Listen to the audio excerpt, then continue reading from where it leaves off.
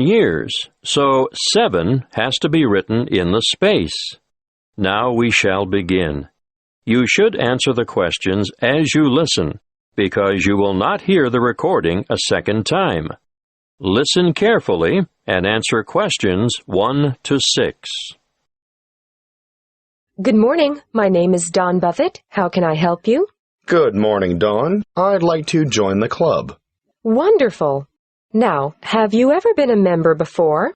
Yes, I joined after I left college, and I was a member for 7 years before I let my membership lapse when I went abroad. Do you have your old membership card? No, sorry. I threw it out when I moved. Have you got any other form of identification on you? I've got my driver's license, and my passport, and a couple of bank cards. The license will be perfect. Here you are. Thank you. Oh, the photo is not a very good likeness, is it? No, I've shaved off the beard and cut my hair since that was taken. I'm going to have to make a note of some of these details, and I'd like you to correct me if any of them have changed. Obviously, the number here will be the same. AY916310. Look, you've copied it down wrongly. It's AY196310. Thank you. I'm glad you picked that up. Now, family name? Black, and other names? Gavin Raymond? Yes. And you were born on the 22nd of January, 1973. That's correct. Can I just remind you that you'll need to renew your license by the 19th of May, 2012? You wouldn't believe the number of people who get caught out with an expired license. Thank you. I must admit, although I carry it around in my wallet, I wasn't really aware of that. Not many people are. I've been caught out myself. Now, I can see that you're one of those who has opted out of having an address printed on the card, and I can understand that. Personally, I think it's better security not to have it, in case your wallet gets stolen, for example. I agree. Can you give me your current address for our records? Yes, of course. I live at 29 Sunset Street, Meadowbank. Thanks. Actually, my uncle lives in the same street. It's a very nice area, isn't it? Yes, pretty good. Now, you've got 3 classes of license: motor car, motorbike, and heavy vehicle. Do you want to be covered for all 3? Oh, not anymore. I had a motorbike when I was a student, and then, before I went abroad, I worked as a truck driver for a while. But I never want to do that again. These days, you'll only find me behind the wheel of a car. Well, that's all done. Now for one final question. What's that? I need to ask you whether you've ever had any driving or other convictions or endorsements on your license. Well, I've had a few parking tickets. We don't count those. And I haven't had any endorsements, but I do have a dangerous driving conviction from back in 1993. I was young and inexperienced, and going too fast in wet weather, and I slid off the road and hit a power pole. Well, I have to make a note of that, but you're lucky. Because it's over 15 years ago, it won't be held against you. Before you hear the rest of the conversation, you have some time to look at questions 7 to 10.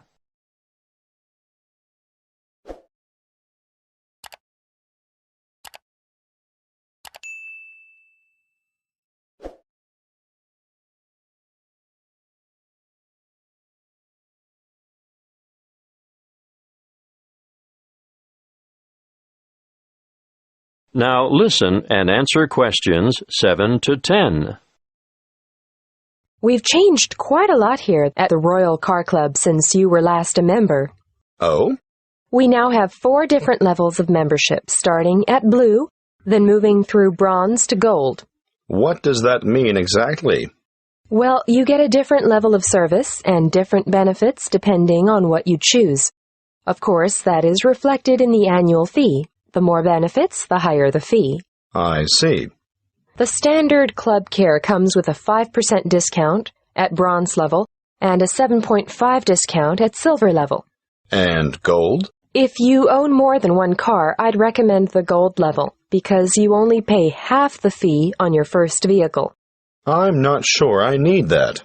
Well, bronze and silver have $10 and $20 off the insurance fee, but with the gold membership, say you had an accident and your car was badly damaged or off the road for any length of time, you'd be eligible for car hire at no extra cost. That's good. There's one more thing. If you need to borrow money to purchase a new car, we offer personal loans at a reduction off the general applicable rate. These start at 0.25%, go up to 0.5% at bronze level, and increase to 0.75% at the next level. Gold has a whopping 1.25% reduction on the applicable rate. Well, that is something I should consider, perhaps. Thanks for your help. I'll think it over and let you know. That is the end of Section 1. You now have half a minute to check your answers.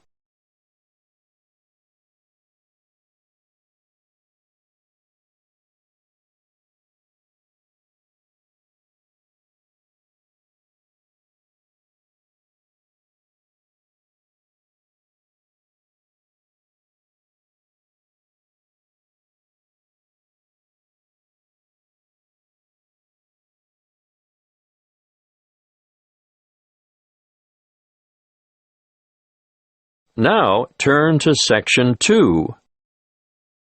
Section 2.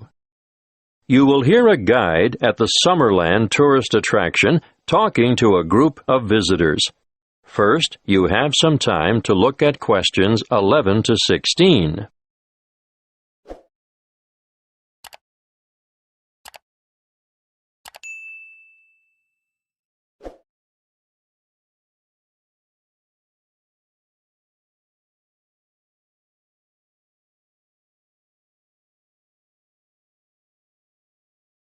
Listen carefully and answer questions 11 to 16.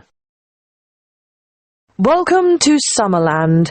I'm your guide, Jackie, and I'm going to tell you a little bit about what we do and have here before I take you on a tour of the facilities. In our air-conditioned restaurant, we can cater for anyone from the individual diner to families and tour groups, but we also do functions such as weddings, conferences, birthday parties, and so on. We have a delicious modern menu on offer in the restaurant, or perhaps you'd prefer to sit outside in the courtyard overlooking the lush tropical gardens. And for those booking a function, we devise an interesting set menu according to the type of celebration and the client's budget. If formal dining isn't what you're after, we operate a takeaway food bar, which has a range of light snacks and refreshments. Just the thing if you're supervising children in the playground. The playground and picnic area makes a great alternative to the beach. If you've remembered to bring your bathing suit and a towel, you can cool off in the water spray park. Parents can sit back, relax, and enjoy a coffee, while the kids have fun in our fully fenced, shady playground and picnic area. What a way to make the most of the warmth and sunshine we have here in abundance. The older children will love to visit the historic cottage with their parents. This was the original homestead on the property and is now preserved as a museum with an educational DVD and cinema room. You'll find the information center here also, and you'll be able to pick up some glossy brochures to take home with you and show your friends. Don't worry, we have more than enough leaflets for you to take home.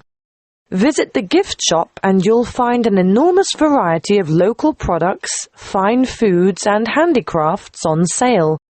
Some say that this is the best displayed and priced shop in the region. There is more to be admired and purchased in the garden nursery, which has an extensive range of flower pots, indoor and outdoor plants, statues, and all kinds of other garden accessories to adorn any home or garden.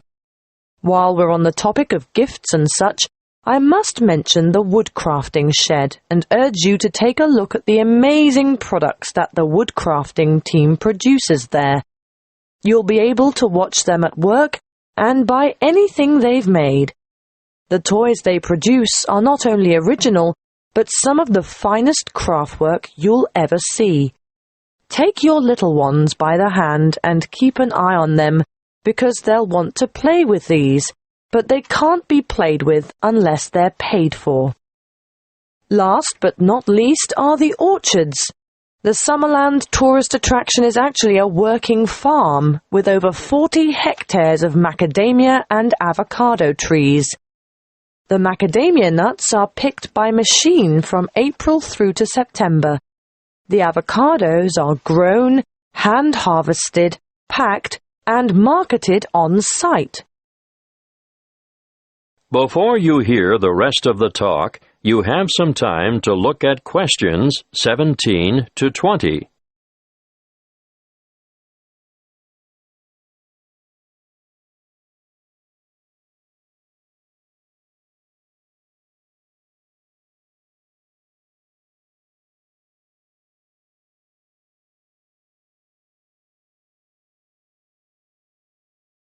Now listen and answer questions 17 to 20. Now, are you all set for the tour? We'll leave the car park and walk in an easterly direction towards the administration building with the parking spaces outside. We won't go into the admin building because there's nothing much to see there. Instead, we'll walk in a northeasterly direction towards the museum. But before we get to it, we're going to turn right, walk past it, and go into that enormous building to watch how the avocados are graded and packed. Well, what did you think of that? Those packers have to work very fast, as you can see. Now, as we come out of this building, we'll go to our left and around the back towards the cool room. Of course, this is where all the fruit is stored after packing. There are a lot of boxes of fruit in there. Nothing very interesting to look at, but we will stop at the other building to see how they make the cardboard cartons. See how everything is mechanized, so there is very little labor involved? I'm intrigued by how those machines operate, just like clockwork. It does get very hot in there, though, doesn't it? Which makes the thought of a peek inside the cool room quite attractive. But no, we'll skip that and make towards the building in the far northeastern corner of the facility, where they take the husks off the macadamia nuts. It's quite noisy, but absolutely fascinating. Now we'll take a shortcut heading west through the orchard to the woodcrafter's workroom and shop, and I'll give you a few minutes to browse. Take note of where this is because I'm sure you'll want to come back here later this afternoon in your free time. Is everyone still with us? Right, let's go south now and take a leisurely walk through the picnic and playground area with the water feature. But we want to end up over at the garden shop at the northern end of the car park. We'll have to walk through the little gift shop first to gain access to the garden shop, and I'm sure you won't be able to resist getting some nice little presents for the folks at home. Are you ready for lunch now? I know it's been a whirlwind tour, but the restaurant has us booked in for 12:30, and after that, you're free to take your time wandering around until the bus leaves at 3 p.m. That is the end of Section 2. You now have half a minute to check your answers.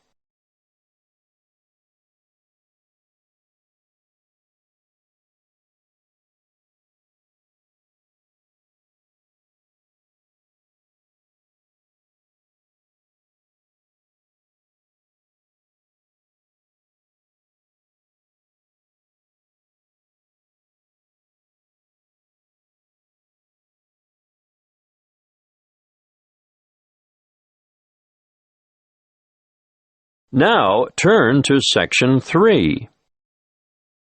Section 3. You will hear a conversation between a lecturer and two horticulture students. who are preparing a display for a science fair. First, you have some time to look at questions 21 to 25.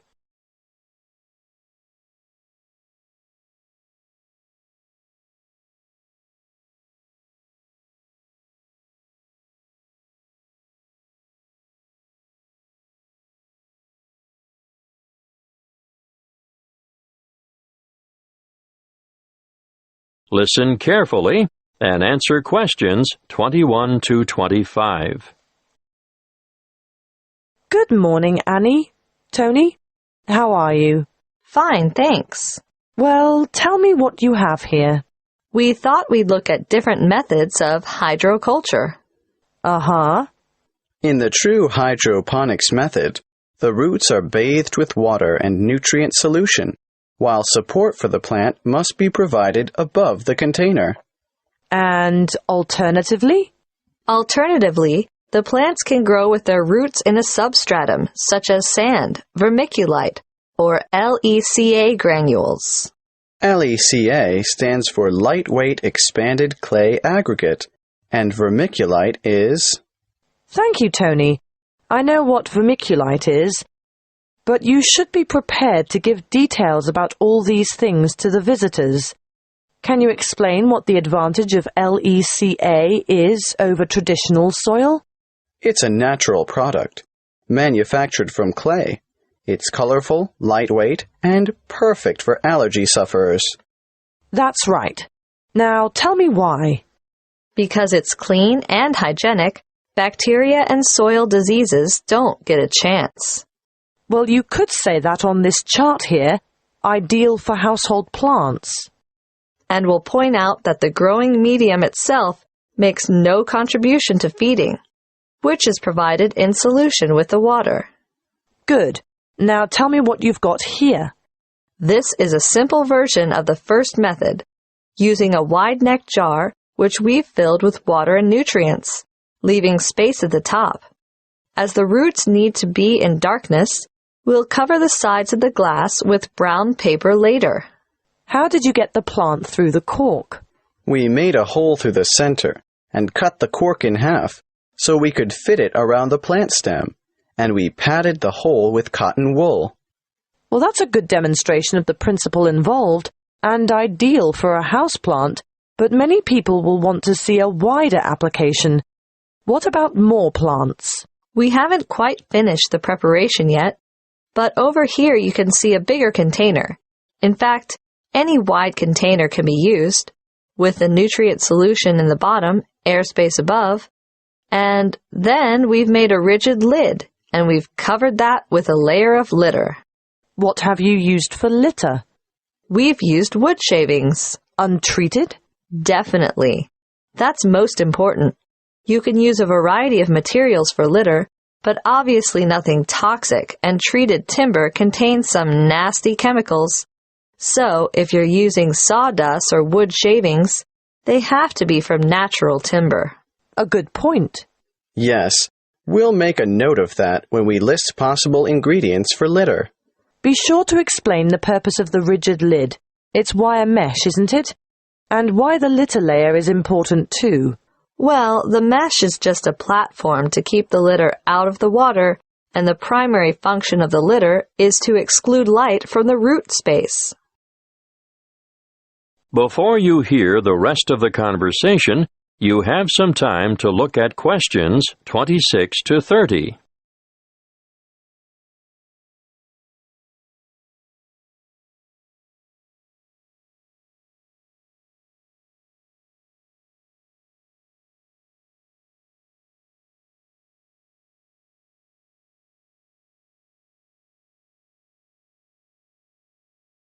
Now listen and answer questions 26 to 30. What you have so far is ideal for the home or office, but what about commercial applications? Well, we're going to demonstrate the nutrient film technique, which is popular with some commercial growers, particularly for the cultivation of crops such as runner beans and tomatoes. Producers would really like to see some innovation in the cultivation of potatoes and yams, too. But obviously, this technique is only suitable for those crops which grow above ground. What about peas? Well, we found peas were awfully tricky to grow using this method, although we're still unsure as to the reason. Where's the exhibit? I don't see it anywhere. Well, that's because we haven't finished it yet, because we're going to have to procure some mature plants first. We didn't think far enough ahead to have started them off earlier, and when we do get them, we'll have to handle them carefully. Yes, because when our model is finished, you'll see how the plants are held in position by a plastic tube which almost encloses them completely and is quite loosely fastened around the stems. Yes. And the feeding or watering system? Well, it's a bit different. On a large scale like this, you need to have the food solution trickle down through the tubes. Yes, but the solution must also be rich in oxygen. And what? It just bathes the roots? That's one way of doing it. What's the other way? You can have the solution moistening a substratum of rock wool at the bottom of the container. Rock wool? It's the same as mineral wool.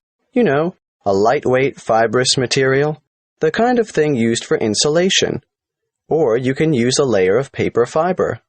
Oh, yes. Something that has the capacity to absorb the solution, right? Well, you do need to experiment a little. For example, we tried coconut fiber, but it just didn't have the properties we were looking for. I see. In our display, you'll only see the basics, the kind of thing that can be done at home in the backyard. But commercial enterprises do need a lot more equipment, and the media used in substrata are constantly changing as new developments are made. The cost of upgrading is ongoing. And there's always the potential of outright failure when changing systems from one you know and understand to an innovative one. Of course, there's no room for guesswork in business. You have to try to get everything right first time. That is the end of Section 3. You now have half a minute to check your answers.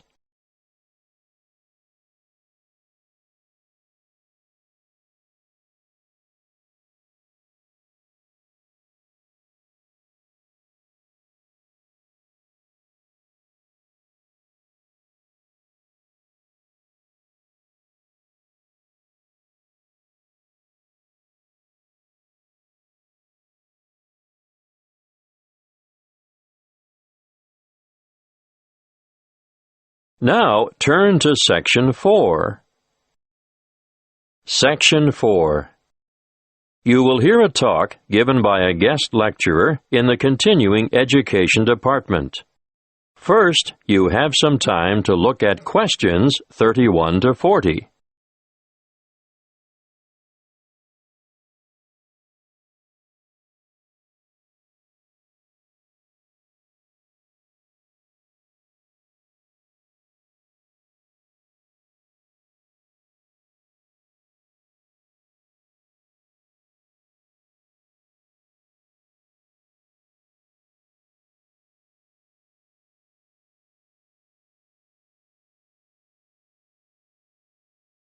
Listen carefully and answer questions 31 to 40.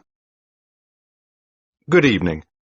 I'd like to thank the Continuing Education Department for hosting this series of lectures on people behind the names you thought were fiction. Welcome to this talk on the Grand Old Duke of York. I'm sure you're all familiar with the old nursery rhyme. The Grand Old Duke of York, he had 10,000 men. He marched them up to the top of the hill, and he marched them down again, and so on. But did you know that the Duke of York, immortalized in this popular song, was actually Frederick Augustus, second son of King George III of England and Queen Charlotte? He achieved fame in this way because of the humiliation he suffered at the hands of the French during the Revolutionary Wars at the end of the 18th century. Frederick was born on the 16th of August, 1763, and from the age of 17 he had been trained as a soldier. When war broke out between England and France in 1793, his father, the king, insisted that he should command the British contingent that was being dispatched to Flanders to cooperate with the Austrians and the Dutch. The Duke was a brave soldier, but remember, he was only 30 at the time. Not only was he young, but he was also inexperienced in battle, and was unable to cope with the enthusiastic French Revolutionary Army. He was let down by his allies, too, and in spite of the arrival of 10,000 fresh troops from England, his campaigns were a disaster. He was driven out of Dunkirk in September 1793, Flanders in May 1794, and Belgium in July 1794. Finally, during the winter of 1794 to 1795, his army retreated to the border of Hanover, and, with his unsuccessful campaigns over, the Duke returned to England. It was after this military fiasco that the Duke of York came to be, rather unkindly, satirized in song. Would you believe, despite all this, King George III arranged his son's promotion to the position of Commander-in-Chief of the army in 1798, and in the following year he was appointed to command an army sent to invade Holland. Again he was unsuccessful, and this confirmed the general opinion that he was not capable of commanding an army in the field. Nevertheless, the rhyme is a bit cruel and harsh, because it doesn't take into account the nature of the soldiers who served with Frederick. All the blame for lack of success should not have been attached to the Duke alone, because the army he had under his command was made up from what is commonly described as the scum of the earth. This is a somewhat offensive term, used to refer to a group of people regarded as despicable and worthless. Who were they, these ordinary soldiers? Well, they were mostly vicious, brutal ex-convicts, or raw recruits, and elderly men. The officers who commanded them were all untrained as military men. In fact, they were anybody who could afford to buy a commission. But here's the really great thing that, unfortunately, the Duke of York is not remembered for. He realized that this was a hopeless kind of army, and he set about improving conditions in order to recruit higher-quality soldiers. He introduced padres. Are you familiar with the term? No? Well, let me explain. You see, members of the British Armed Forces are generally Christians of one denomination or another, and a padre is a Christian cleric or chaplain who ministers to the soldiers and attends to their spiritual needs, without belonging to any particular grouping within the Christian faith. Now, where was I? Yes, Frederick introduced padres, doctors, and veterinary surgeons to the battlefield. Why vets? To attend to the horses, of course. Remember, we're talking about late 18th century battlefields. He was also the founder of the Royal Military College for the training of officers at Sandhurst. Yes, the very same one where the princes and other members of the royal family receive their military training today. Frederick also founded the Duke of York's School in London for sons of soldiers killed in battle. His name is perhaps better commemorated by this school in Chelsea than by the column that stands at the top of Waterloo Steps in St James's Park. In 1807, the Duke was involved in a scandal with a woman, and as a result resigned as Commander-in-Chief. But he was reinstated in 1811 by his elder brother, the Prince Regent, who later became George IV of England. He continued in this post until his death in 1827. That is the end of Section 4. You now have half a minute to check your answers.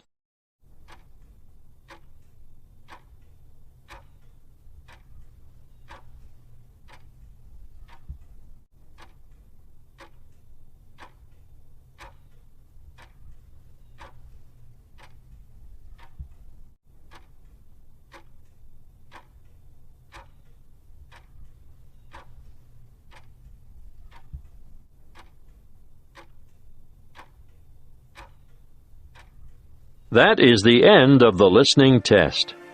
You now have 10 minutes to transfer your answers to the listening answer sheet.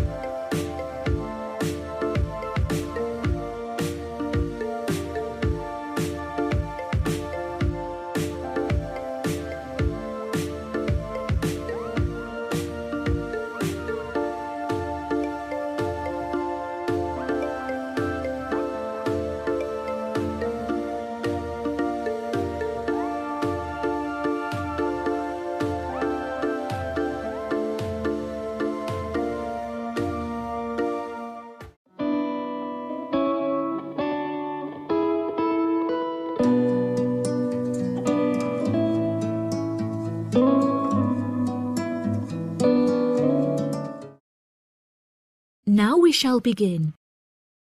You should answer the questions as you listen, because you will not hear the recording a second time.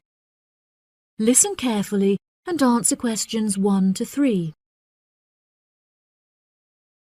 Hello, you have reached the complaints department. How can I help you? Yes, hello there. I am phoning to make a complaint regarding a flight that I took with you recently. Okay. There are some details I will need to take from you first. May I have your name, please? Jack Dawson. That's D-A-W-S-O-N. And your address? It's 33 Hillcrest Road. That's H-I-L-L-C-R-E-S-T. 33 Hillcrest Road. Is that in Exeter? Yes. And what is the postcode of the residence? It's AL698GQ. Thank you. Do you have a telephone number? Yes, the number at my office is 754688. That's good. And may I just take a home phone number for you in case of emergencies? No problem. It's 798662. Are they both local numbers? Yes. Before you hear the rest of the conversation, you have some time to look at questions 4 to 10.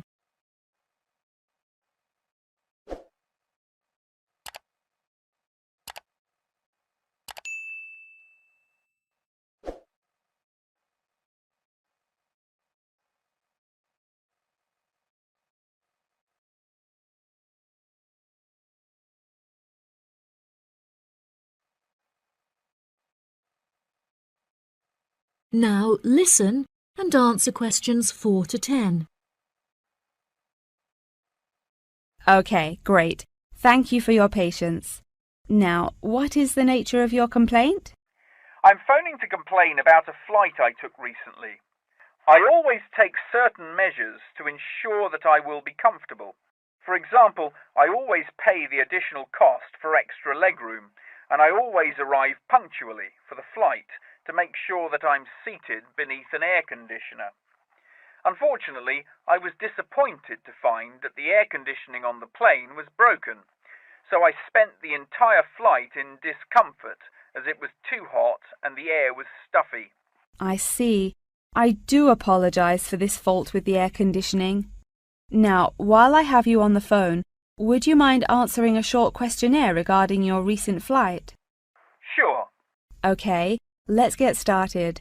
What did you think of the food that was served to you during the flight? I thought that it was inexpensive and quite delicious. However, I was still very hungry afterwards, as it was a very small portion and more of a snack. Providing a snack for lunch is not reasonable. Okay, I have noted that down. What was your opinion of the quality of service that you received from our staff on board? The staff was very helpful, but each time I pressed the button to request service, it took a long time for a staff member to arrive. I found this frustrating, as there just weren't enough staff on board the flight to be able to serve all the customers. Okay, that's great. Thank you very much for answering those questions.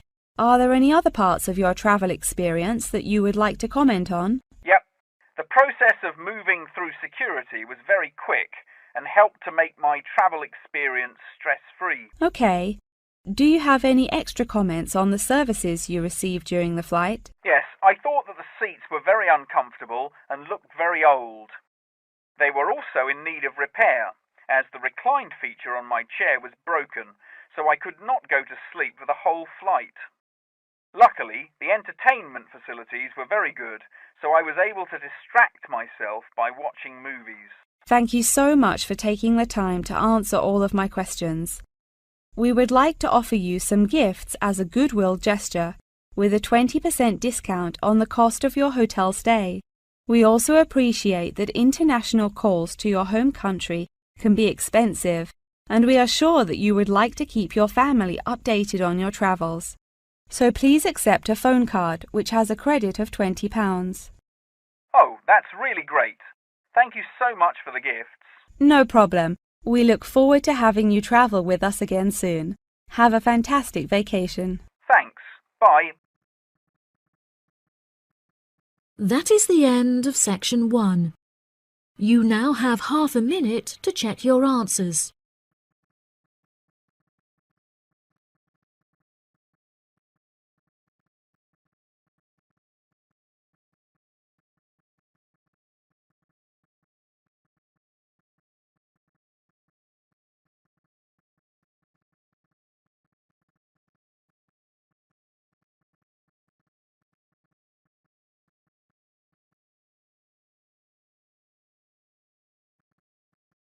Now turn to section 2.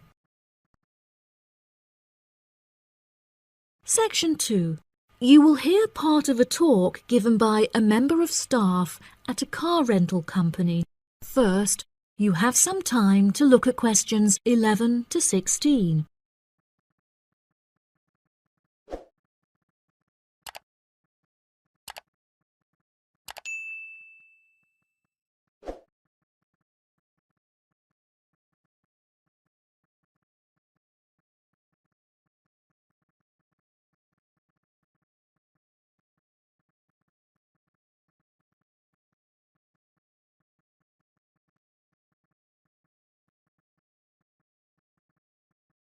Now listen carefully and answer questions 11 to 16.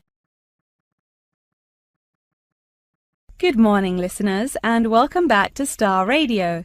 Today on the show, we have a visitor from Yazoo Car Rental, who is going to give us an insight into his company and into the public transport system. Welcome, Jonathan.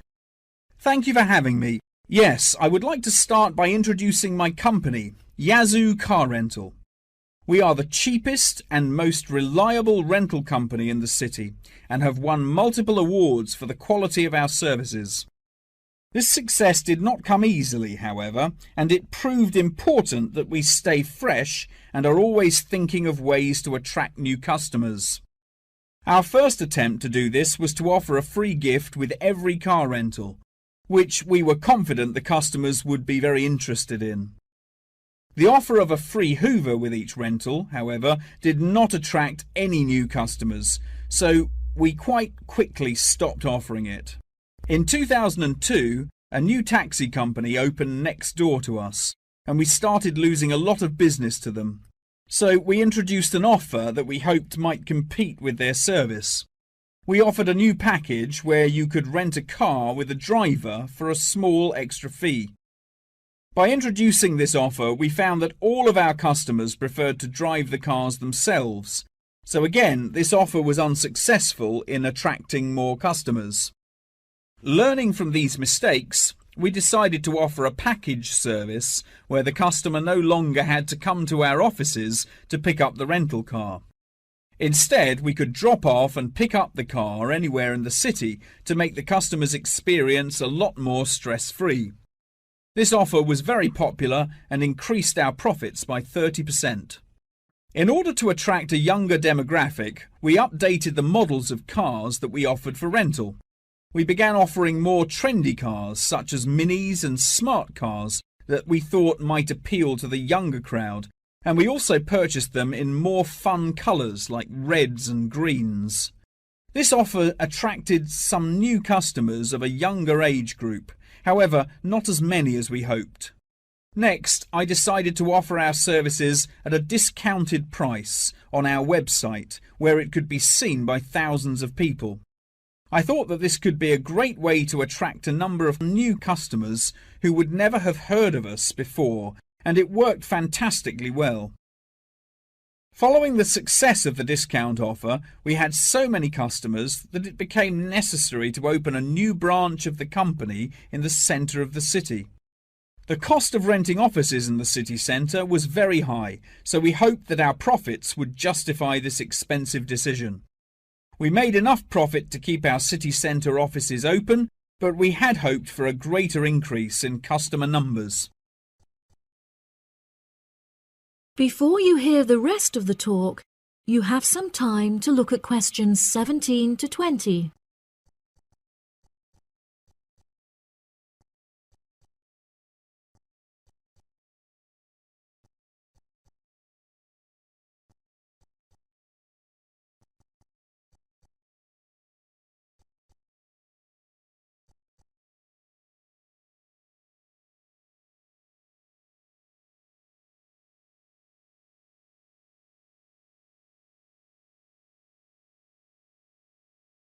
Now listen and answer questions 17 to 20. Now for the second part of my talk, which is on the topic of public transport. There are many benefits to public transport. For example, the recent introduction of bus lanes has meant that buses are now unaffected by traffic jams and are able to stay on schedule. Unfortunately, as fewer and fewer people are taking the bus nowadays, the service has become quite inefficient. This reduction in passengers may be due to the stories in the newspaper about the dangers posed to pedestrian safety by the buses. However, this is largely untrue, as buses are responsible for far less pedestrian-related accidents than cars. I use the bus service often, as car petrol is so expensive nowadays that the bus is far more affordable. However, if I am in a rush, I prefer to take a taxi, as they tend to get you to your destination very quickly, so you can remain punctual for your appointments. I also very much enjoy flying to my destinations, as the service is incredibly fast and the airports are always very easy to find. Personally, my favourite mode of transportation is the bus. Due to the lack of people using the service, I have found that the buses are never overcrowded, so there is always a seat available. They are also never dirty, as they get cleaned regularly. However, I have found that sometimes the bus can be over a half hour behind schedule, which can be very frustrating. There has been a lot of fluctuation in the price of bus tickets in the last couple of years. In the past, £1.80 for a ticket was enough to sustain the bus companies. However, as the price of fuel increased, so did the ticket prices. Now the ticket prices are declining as the bus companies try to encourage more people to use their service again. Well, that's all from me today. Thank you for listening. That is the end of section 2. You now have half a minute to check your answers.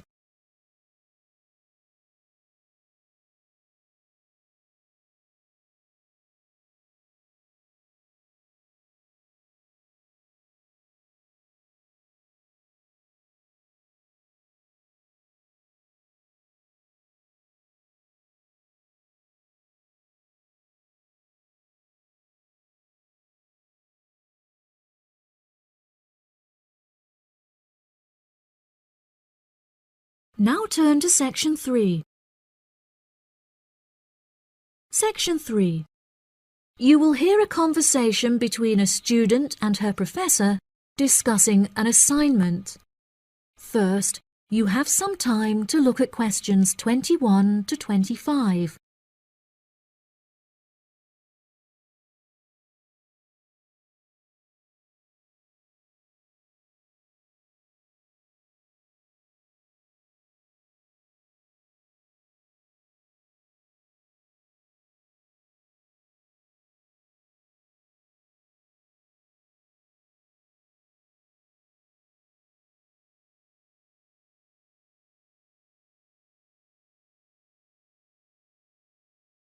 Now listen carefully and answer questions 21 to 25.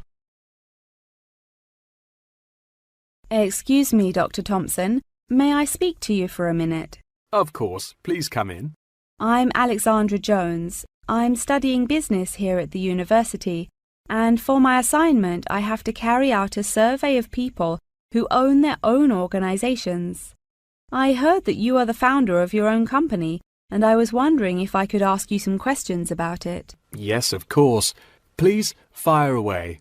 Okay, great. We'll get started. Did you encounter any problems whilst you were starting your company? Actually, it was not as hard as I anticipated. I started out with very clear objectives, so I knew exactly what I wanted my corporate identity to be. It was very difficult to find the correct premises, as the property market in London is so competitive, but eventually I found the perfect site. The hardest part was structuring the business, as I had no formal template, so I had to create it myself. Yes, that is very impressive. Was it difficult dealing with staff? It's always tricky trying to satisfy a group of people with varying interests. However, I didn't encounter many problems. I found it very important to make the staff feel appreciated.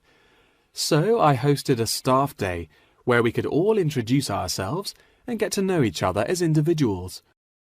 I was also able to talk to them about the type of work that they would be doing, and gave them the opportunity to share with me the issues they had with the allocation of the work. Okay. Did you hire a management team, or did you take on the role of the manager? Oh no, I already had enough tasks to take care of. I employed someone else to take on the role of the manager. However, he never consulted me before making decisions, so I was forced to let him go and hire someone else. And what did the other staff think of the new manager? They had a great deal of respect for him. It definitely helped that I consulted with them before hiring him. They were surprised that he has been so successful in his role at the company, despite the longer meeting hours. Since the company opened, has it had any great achievements? There are many aspects of the company that I am pleased with. However, there is one achievement of which I am particularly proud. I wanted a mural painted to brighten up our entrance area, so I decided it would be a great idea to invite the local primary school to create one for us. The youngsters had a great time, and I know they were thrilled to be included. Oh, that's lovely. Before you hear the rest of the conversation, you have some time to look at questions 26 to 30.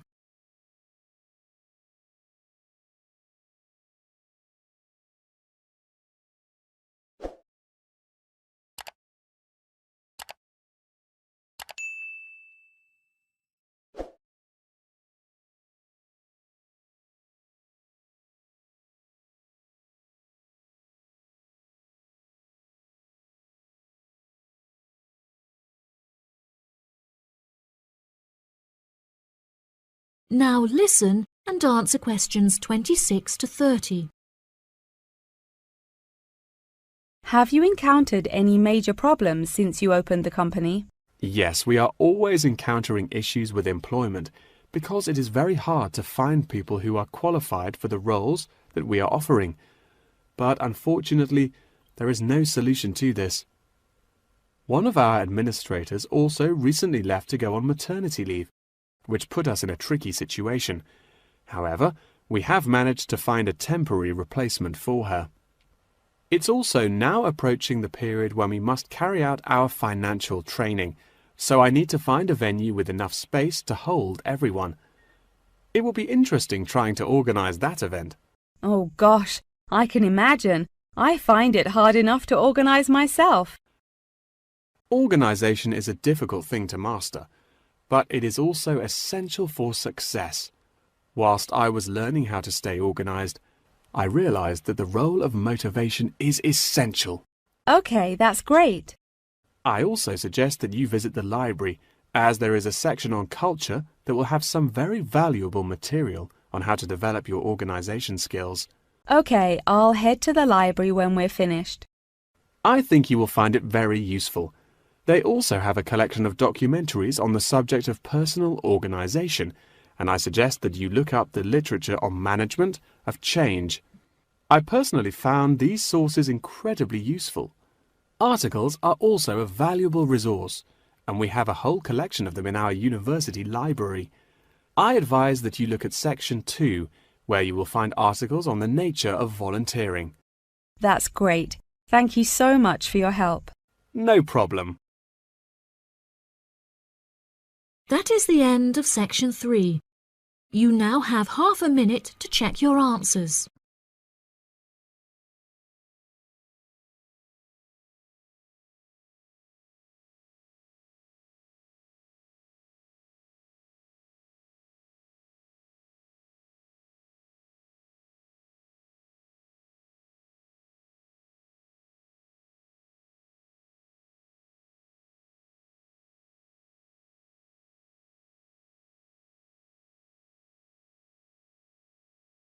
Now turn to Section 4. Section 4. You will hear a conversation about astronomy. First, you have some time to look at questions 31 to 40.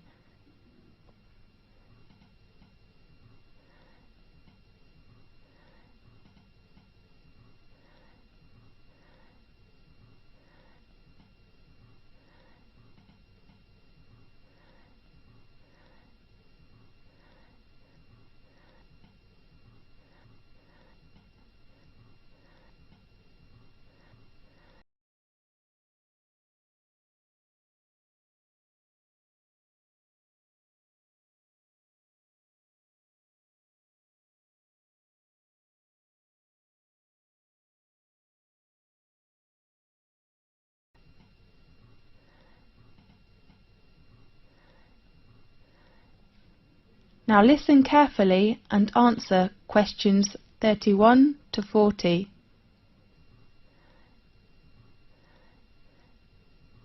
This is Magic Time from the BBC. I am Faith. In today's programme we invite a Professor of Astronomy. Welcome, Lewis. Thanks a lot, Faith. What magic information will you introduce to us? We all know the Leonidas in August are coming, so today let's talk about meteors. Good topic. At one time or another, almost everyone has glimpsed a swift little streak of light dashing across the night sky. Nearly everyone makes wishes when they see them, and blame both good and bad luck on their presence. Yes, these sudden celestial visitors are meteors. We often call it shooting star. The glowing trails are caused by the incineration of a piece of celestial debris entering our atmosphere. Many meteors are quick flashes, but some last long enough for us to track their brief course across the sky. Right. Now and then a meteor truly will light up the night, blazing brighter than Venus, although rarely, even brighter than the moon, leaving in its wake a dimly glowing trail that may persist for minutes. Lewis, can we see some meteors every night in 1 year? Yes. Under a dark sky, any observer can expect to see between 2 and 7 meteors each hour, any night of the year. These are sporadic meteors. Sporadic meteors? Yes.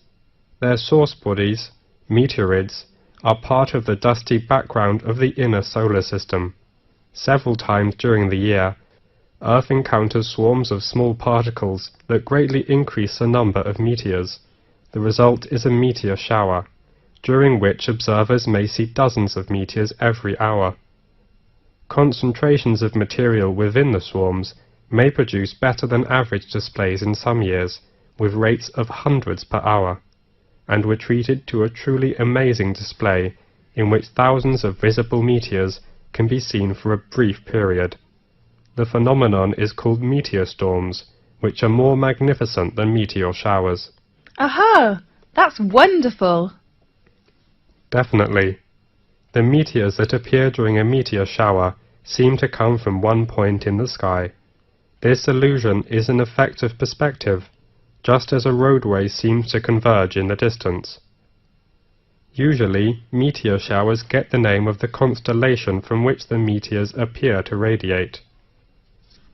Such as during the Perseid shower in August, meteors seem to streak from a point in the constellation Perseus. When is the biggest meteor storm? According to records, in 1833, a storm of 60,000 meteors an hour shocked the world. 60,000? That's unbelievable! By the 1860s, scientists had known that many meteor showers were annual, including the normally placid Leonids, which produced the big storm, and that they were somehow related to comets. Really? Yes, but most of the meteors people have seen during one of the annual showers arise from fluffy particles not much larger than sand grains. As a particle enters Earth's atmosphere, it collides with gas atoms and molecules. The particle becomes wrapped in a glowing sheath of heated air and vaporized material boiled off its own surface.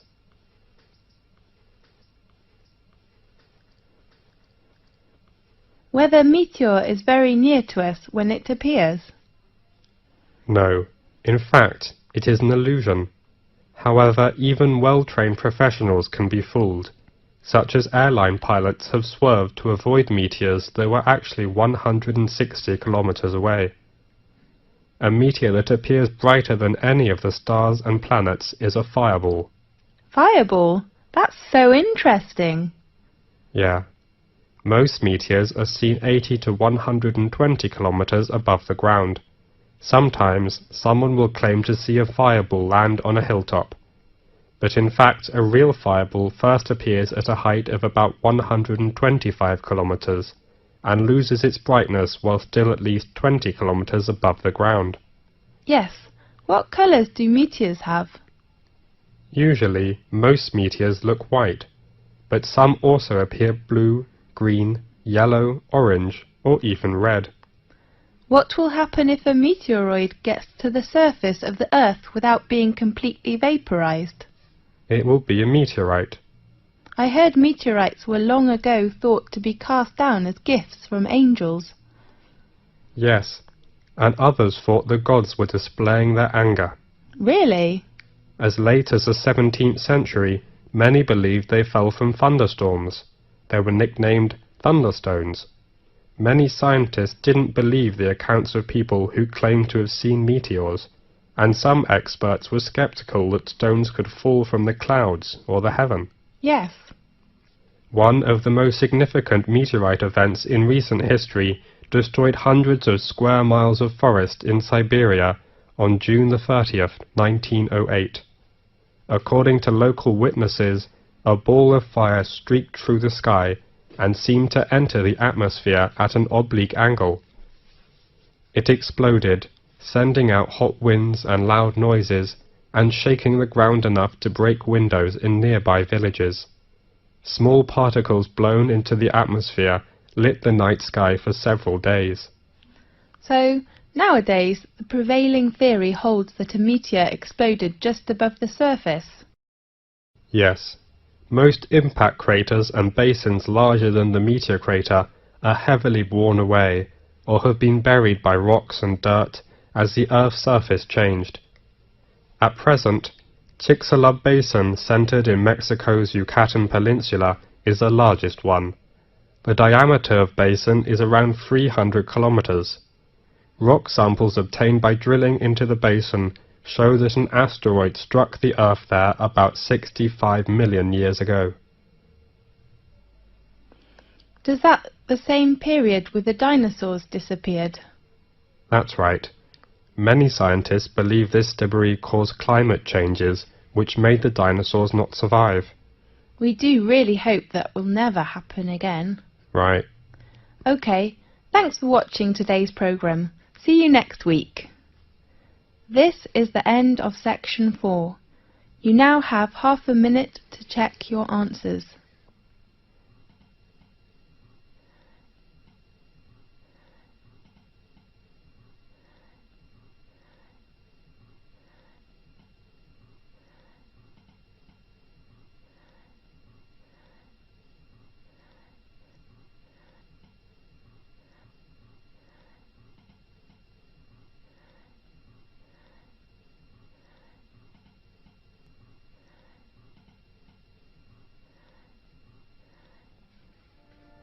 This is the end of the listening test. You now have 10 minutes to transfer your answers to the listening answer sheet.